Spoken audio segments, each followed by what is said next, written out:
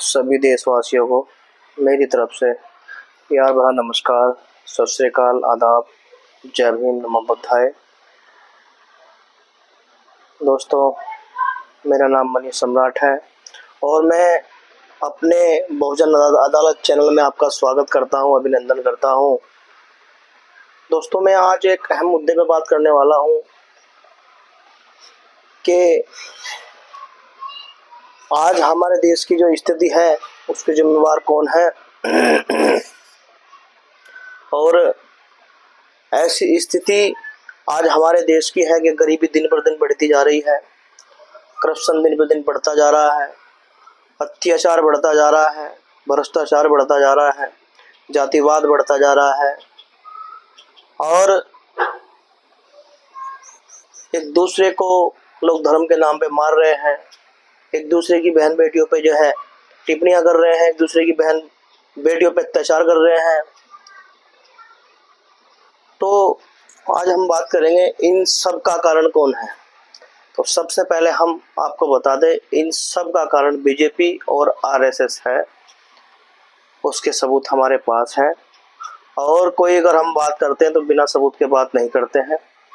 दोस्तों, मैं सबसे पहले मुद्दे पे बात करूंगा जो हमारे प्रदेशवासियों और देशवासियों के लिए बहुत ज़रूरी है।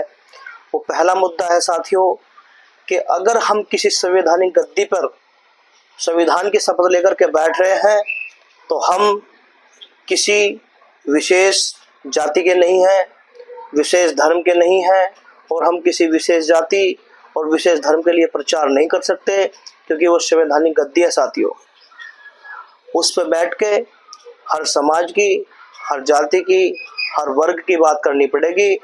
अगर वहाँ भी आदमी अपने विवेक से, अपने स्वार्थ में, अपने स्वार्थ के लिए फैसले लेता है तो वो प्रदेश या देश के लिए घातक साबित होगा साथियों। हम बात कर रहे हैं मुख्यमंत्री योगी आदित्यनाथ की। आए दिन वो एक धर्म को बढ़ावा देते जा रहे हैं, धर्म के प्रचार में लगे रहते हैं, धर्म के प्रचार में इस देश की संपत्ति, इस देश के पैसे को खर्च कर रहे हैं जो कि गैर कानूनी है। आए दिन मुस्लिम समाज पर वो टिप्पणी देते रहते हैं जो कि इस देश के लिए परिणाम घातक हो सकते हैं।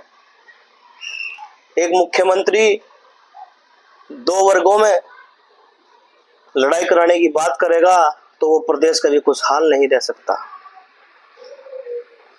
तो मैं यही कहना चाहता हूँ कि प्रधानमंत्री हो या मुख्यमंत्री हो, उस संवैधानिक गद्दी पे बैठ कर के अगर आप किसी एक धर्म का प्रचार कर रहे हो, वो गैर कानूनी है, वो अपराध है और वो अपराध की श्रेणी में आता है। अगर आप उस जिम्मेवार पद पर बैठे हो, जनता ने आपको बैठाया है, तो आपका दायित्व बनता है कि आप हर वर्ग की, हर समाज की बेटी की, हर समाज के बेटे की, हर समाज के व्यक्ति की, हर एक आम नागरिक की बात करें तो अच्छा रहेगा। अन्यथा आप इस देश और प्रदेश के लिए कलंक हैं और ये सच है।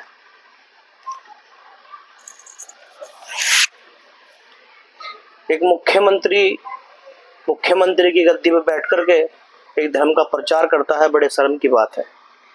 दोस्तों, अब मैं बताना चाहता हूँ, जैसे आपको पता है कि भाई आए दिन हमारे देश में आतंकवादी हमले हो रहे हैं। पहले पुलवामा अटैक हुआ, अब पहलगांव का मामला हुआ जिसमें हमारे देश की बहुत कीमती जानें चली गई और पुलवामा अटैक में हमारे सैनिक जो हमारे देश का गौरव है उन्हें अपनी जान देनी पड़ी। वो भी एक साजिश थी और पहलगाम भी एक साजिश थी। कारण क्या है, समस्या क्या है कि हमारे देश में ऐसे हमले हो रहे हैं।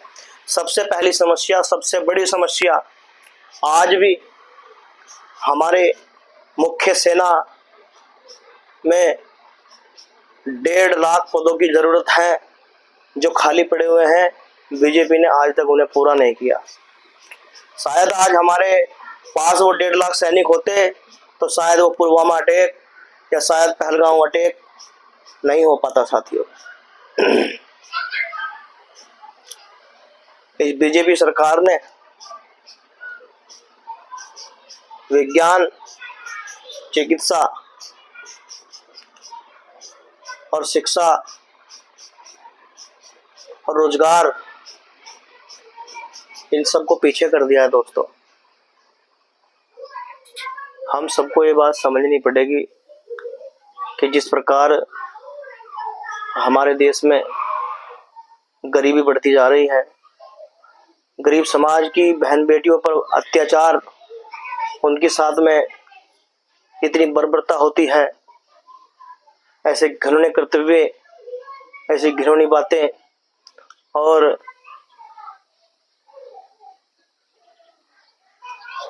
सरकारी दफ्तरों में बढ़ता हुआ भ्रष्टाचार, ये सब बीजेपी की देन है।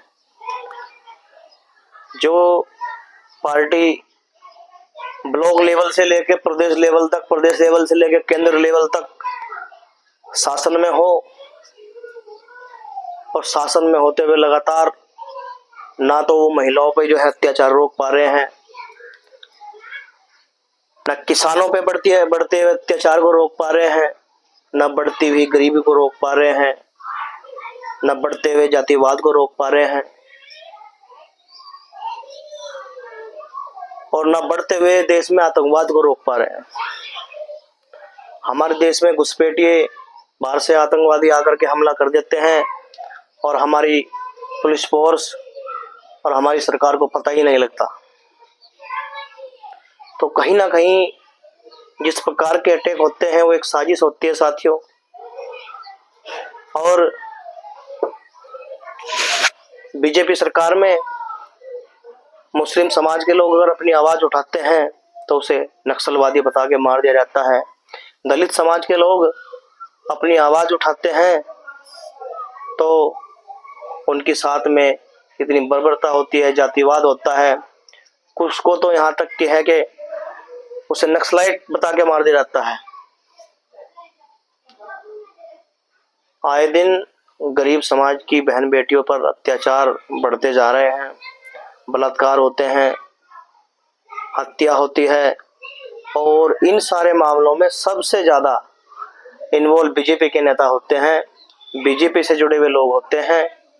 तो कहीं ना कहीं हमें समझना पड़ेगा कि जो बीजेपी के लोग हैं कहीं ना कहीं उनकी ऐसी विचारधारा है या ऐसी सोच बन चुकी है कि आपके लिए जो भारत देश में गरीब आवाम है, गरीब वर्ग है, उनकी बच्ची, उनकी बहन, उनकी बेटी आपके लिए खिलौना है, जिससे वो जब चाहे जब खेल सकते हैं, ऐसी उनकी मानसिकता बन चुकी है। और उन्हें जवाब देने के लिए आप भारतवासियों को, यहाँ के मूल निवासियों को, बहुजन समाज को आगे आना पड़ेगा साथियों। आज के समय में मुद्दा बहुत गंभीर बन चुका है। आप सोच नहीं सकते कि आने वाले समय में कैसी परिस्थितियों से हमें और हमारी आने वाली नस्लों को गुजरना पड़ेगा। यहाँ पे जो आरएसएस तैयारी कर रही है वो पूर्ण रूप से मनुस्मृति को लागू करने के लिए कार्य कर रही है। ये लोग लगातार संविधान में संशोधन के नाम पे बदलाव करते जा रहे हैं और हर बार नया कानून, नई व्यवस्था, एक ऐसा कानून जो भारतवासियों के, यहाँ के नागरिकों के खिलाफ होता है, उस कानून को इसलिए लाते हैं कि यहाँ पे लोकतंत्र खत्म करके खुद का राज स्थापित कर सके और संविधान को खत्म करके मनुस्मृति लागू कर सके। तो समझना हमें पड़ेगा कि लड़ाई हमारी क्या है और हमें किससे लड़ना है। लोग बिल्कुल ना समझे कि यहाँ हिंदू और मुस्लिम की लड़ाई है, ना, यहाँ पर अम्बेडकरवाद और